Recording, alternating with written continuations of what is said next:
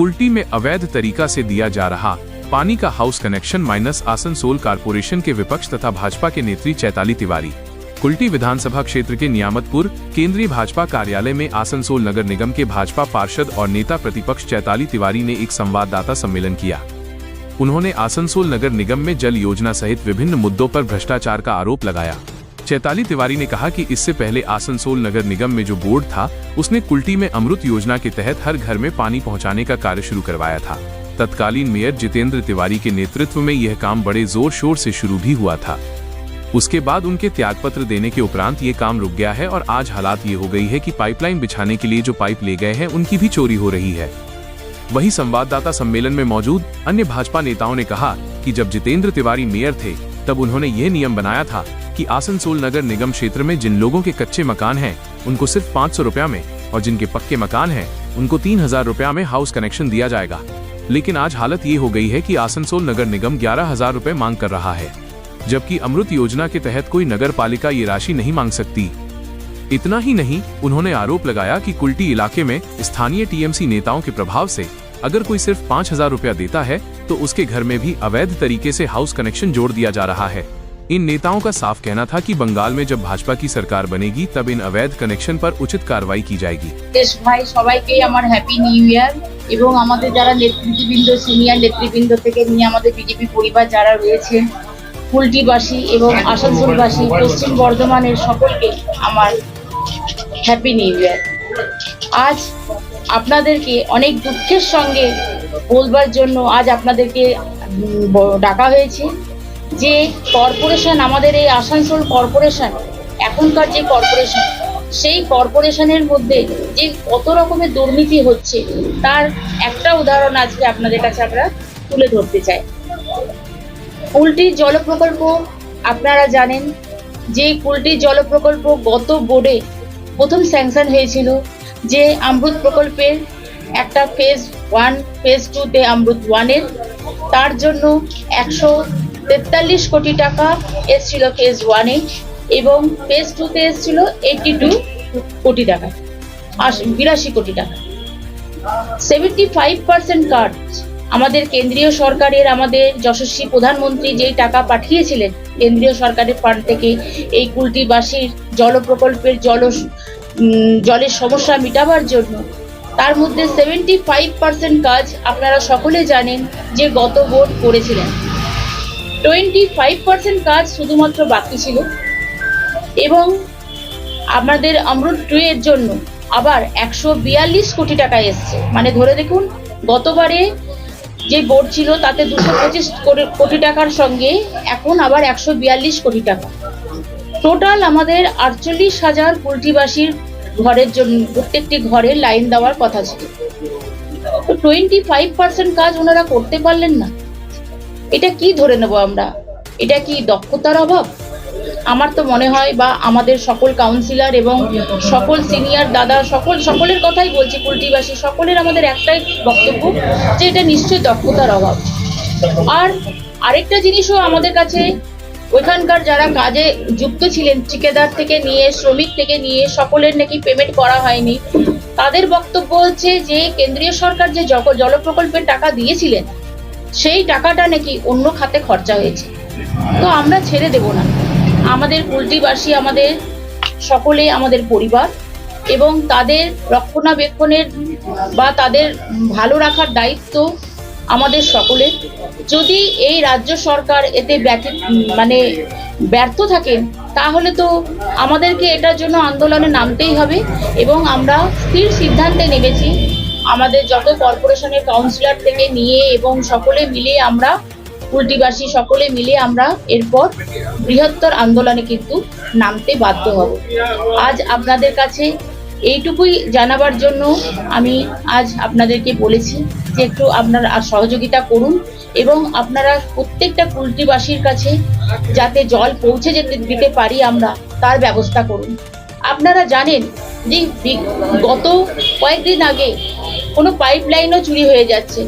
তাহলে আপনারা বলুন যে যেখানে একটা কর্পোরেশন চলছে আসানসোল কর্পোরেশন আমাদের কলকাতার পরে হচ্ছে আমাদের এই আসানসোল কর্পোরেশন, সেই কর্পোরেশনে একটা গার্ড দেওয়া হচ্ছে, সেই গার্ড রক্ষণাবেক্ষণ যে পাইপ লাইন সেটাও ওনারা করতে পারছেন না। কিসের জন্য ওনারা তাহলে চেয়ারে বসে আছেন? মানুষের যদি ভালোই না করতে পারবেন তাহলে তো আপনাদের চেয়ারে বসার কোনো অধিকার নেই। আপনাদের কাছে আবেদন রাখবো যে আপনারা সকলে মিলে আমাদেরকে সহযোগিতা করুন এবং কুলটিবাসীকে যাতে আমরা খুব শীঘ্রই জল পৌঁছে দিতে পারি বাড়িতে বাড়িতে, সেটা আপনারা আমাদের সঙ্গে সহযোগিতা করে আমাদেরকে সাহায্য করুন। এরপর আমাদের ললনদা রয়েছেন, আরো সিনিয়র দাদারা রয়েছেন, তারা যদি কিছু বলবেন সেখান থেকেও আপনারা অনেক কিছু আরো জানতে পারবেন। পাইপলাইন যে চুরি হয়েছে তার মধ্যে শুধু 3জন ড্রাইভারকে মানে আটক করেছে, ধরেছে পুলিশ, তাদেরকে এখন মানে হেফাজতে রয়েছে। দেখুন, কিন্তু বাকি এর পেছনে যে মাথা রয়েছে দেখুন, এখনো গ্রেফতার করা যায়। একটা জিনিস কি, পুলিশও অসহায়। পুলিশকে সকাল থেকে উঠে টিএমসি নেতাদেরকে স্যালুট জানাতে হবে, পুলিশকে টিএমসি নেতাদের কথায় চলতে হবে। টিএমসি নেতারা অনেক কিছু এখানে ক্ষতি করে যাচ্ছেন, তারপরে ওনারা চোখে দেখে ওনারা কিছু করতে পারছেন না। আমরা আশা রাখবো যে পুলিশ নিশ্চয়ই আরো বাকি সকলকে ধরবেন এবং কে দোষী সেটা নিশ্চয়ই ওনারা খুঁজে বার করবেন। যদি না বার করতে পারেন, আমাদের সহযোগিতা যদি পুলিশের লেগে থাকে, পুলিশকে বলুন, আমরাও সহযোগিতা করব, সকলে মিলে সহযোগিতা করে সেই ব্যবস্থা করব। কিন্তু আজ কর্পোরেশন কি করছে? কর্পোরেশনের চেয়ারে যারা বসে আছে তারা কি করছে? কেমন গার্ড দিয়ে রেখেছেন যে মাসে তাদেরকে পেমেন্ট দেওয়া হচ্ছে অথচ কোনো রক্ষণাবেক্ষণ হচ্ছে না। এই যে প্রকাশ্য দেওয়ালের পাইপ চুরি, এর কি আপনারা আন্দোলন করবেন? নিশ্চয়ই করব। আমরা এটার থেকে সব থেকে বেশি মানুষের ঘরে ঘরে যে জল এখনো পর্যন্ত 75% পৌঁছাবার পর যে সামান্য 25% সেটা পৌঁছালো না, এত টাকা কেন্দ্রীয় সরকার দিল, সেই টাকাটা ওনারা কোন খাতে খরচা করলেন সেটা জবাব তো ওনাদেরকে দিতে হবে। আমরা অনেক বড় আন্দোলনে নামবো, এটা শুরু। এই পাইপ চুরির ব্যাপারে আপনারা কি পুলিশ কাছে গেছেন? আমাদের এখানকার যারা রয়েছেন সিনিয়র নেতৃবৃন্দ তারা সবাই গেছেন, তারা সবাই বলেছেন এবং দরকার পড়লে আবার আমরা যাব, আবার যেভাবে আন্দোলন করে হোক, যেভাবে হোক আমরা এখানকার মানুষকে তো বাঁচাবো। আজ তো সামান্য পাইপ চুরি হচ্ছে, দুদিন পর তো আরো অনেক কিছু ক্ষতি হতে পারে। আর কিছু বার করছেন? কিছু কেউ বলবে? খোলা যেরকম বাপাদা বলেন যে খোলা বাড়ি 80 টাকা, আর যার পাকা বাড়ি ছিল 3080 টাকা দিয়ে কানেকশন হলো। কিন্তু কখন গরিব কখন সব সেভ করে দিয়েছে, হোল্ডিং ট্যাক্স লাগবে, তারপরে আরো কি কি চার্জ নিয়ে মোটামুটি 8500 10,000 টাকা করে এরকম কর্পোরেশন হচ্ছে। এবার অনেক গরিব মানুষ আছে যারা ওইটা নিতে পারছে না, নিশ্চয়ই যাবে ইলিগাল ভাবে করবে। তারপরে সব থেকে একটা বড় ব্যাপার আছে, যত ইলিগাল কানেকশন আছে তার জন্য জল অভাব হচ্ছে। ঠান্ডাতে জল মানুষ পাচ্ছে না, গরমকালে তো জল এমনি অসুবিধা হয়, ঠান্ডাতেও মানুষ জল পাচ্ছে না মানুষের। এবার হয়ে গেল কি সরকারের একটা ক্ষতি হচ্ছে, ধরুন কি বাড়ি বাড়ি যদি আমরা মিটার দিয়ে টাকা কানেকশন করা হতো তাহলে তো সরকারের যে এটা আর্ন হতো সেটাও হচ্ছে না। আর ইলিগাল কানেকশন তো আপনি বলেন কত হয়েছে, ইলিগাল কানেকশন কি যে লিগাল করেছে তার পাইপে জল। আর এইখানে যেভাবে মানে কি বলবো, মানে এটা আমরা বলতে খারাপ লাগছে কি যে সরকারি প্রকল্প যার জন্য মানুষের সুবিধা পাবে সে পাইপগুলো এখানে সবসময় পুলিশ থাকে, তার সত্ত্বেও জেসিবি দিয়ে পাইপটা কিভাবে তোলা হলো এটা একটা অন্য বড় ব্যাপার।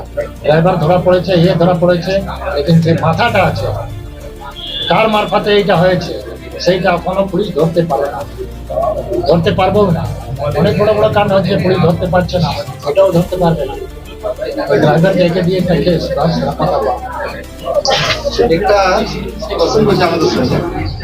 সুবিধার জন্য কর্পোরেশনের কাছে বা কাউন্সিলের কাছে গিয়ে পরে ওরা কাজ করেছে, ওরা পাইপে জল বিজেপি আসছে, তার মানে না বিজেপি আসছে না, বিজেপি যারা বেআইনি ভাবে যারা জল নিয়েছে তাদের কোনো অসুবিধা হতে পারে না বিজেপি আসার পর? কথাটা শুনুন, বেআইনিকে জাস্টিফিকেশন করার জন্য আমরা এখানে বসিনি।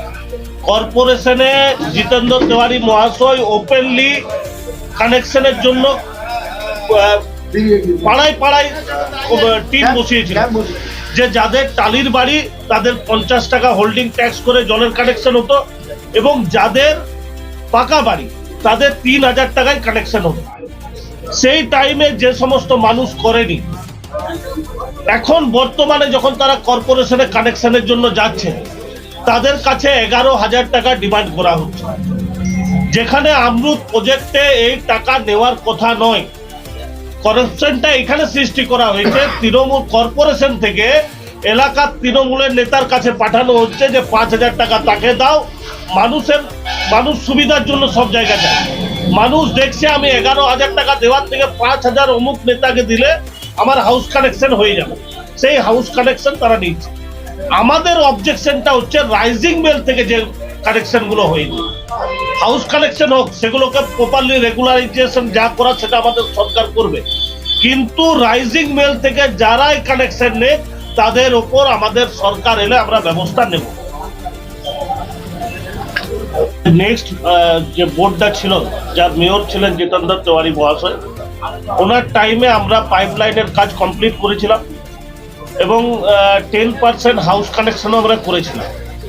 কিন্তু খুব দুঃখের সঙ্গে বলছি যে এই কুলটির জল প্রকল্প আবার ফেলিওরের দিকে যাচ্ছে।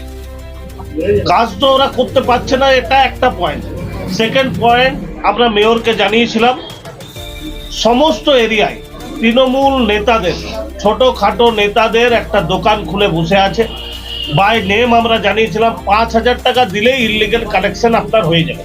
এবং আপনারা যারা রিপোর্টার এখানে আছেন, আপনারাও এটাতে অবগত যে তৃণমূলের নেতাকে 5,000 টাকা দিলেই ইলিগাল কানেকশন হয়ে যায়। এবং সব থেকে দুঃখের বিষয়, রাইজিং মেল থেকে পর্যন্ত ফুটিয়ে তারা ইলিগাল কানেকশন করেছে।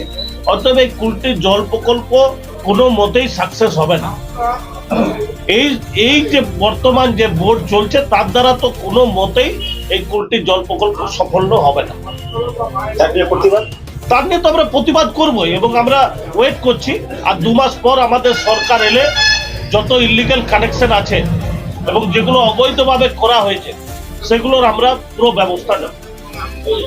আরেকটা জিনিস আমাদের যেটা বলা, আমি ধন্যবাদ দিই, ছিলেন না, এটাকে একটা কোইন্সিডেন্ট, এটাকে একটা ইস্যু তৃণমূল বানাচ্ছে, আমরা দেখেছি, কিন্তু এটা কোনো ইস্যুই নয়। কুলটির বিজেপি এক আছে। আপনার কোনো কাউন্সিলর ছিলেন না?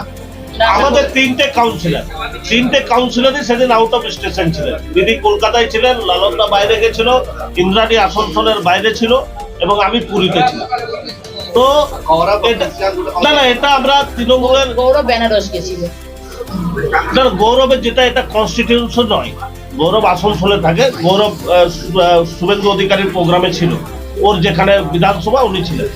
আমাদের বক্তব্য, এটা একটা তৃণমূল চালাচ্ছে, কিন্তু তৃণমূলকে একটা বলি যে কুলটি আমরা এবারে 20,000-এর উপরে ভোটে জিততে চলেছি এবং আমরা পুরো বিজেপি পরিবার একসাথে কুলটিতে আছি। যেখানে মধুন চক্রবর্তী সভা করা হয়েছিল, করতেই পারেন, ওনাদেরও সেই জিনিস আছে, কিন্তু এটা গণতন্ত্র দেশ আছে, যেখানে সভা করতে পারে, মিছিল করতে পারে, মিটিং করতে পারে, সেটা তো। কিন্তু আমাদের যে বিজেপি পরিবারকে সকলে ভালোবাসে সেটা তো আপনারা নিজেরাই দেখতে পেলেন এবং আগামী দিনে আরো দেখবেন।